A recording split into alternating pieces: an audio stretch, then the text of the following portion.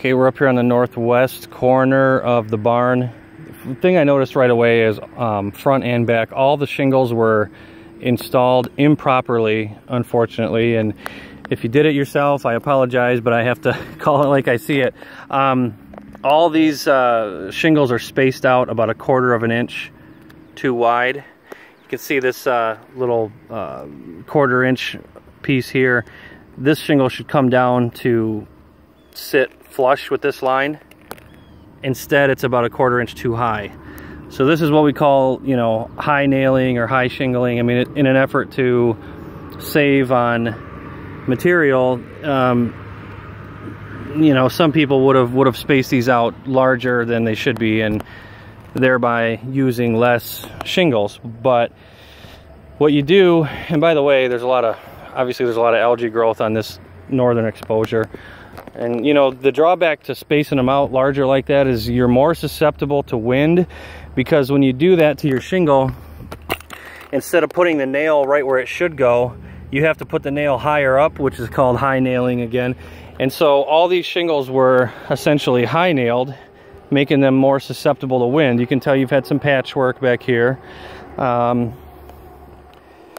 know, here's a couple of shingles that look like they were ripped off, or maybe that's what you had to do to get in the patchwork. I'm not sure, but a lot of these shingles are just kind of falling down. See this one here?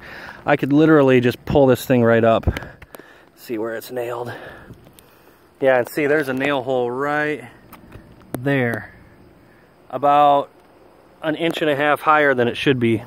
Should be down here.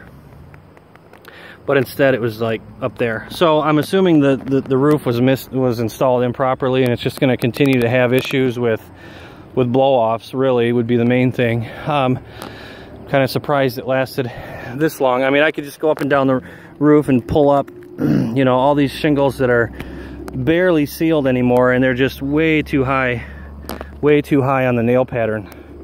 So hopefully you get the point on that. That's really the main thing I wanted to convey to you on this barn roof.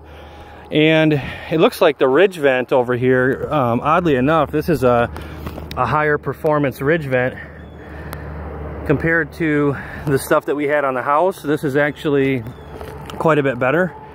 So, you know, just more shingles that are out of place. So, but anyway, pretty basic. I think you ought to consider replacing the barn just due to, you know, misapplication and starting to have issues. So that concludes the inspection there. We'll go down and see what we've got. I'm going to exclude the metal roof part for now. I'm not going to quote that unless you want me to, but we don't generally do pole barn metal like that. So, but anyway, we can talk about that later.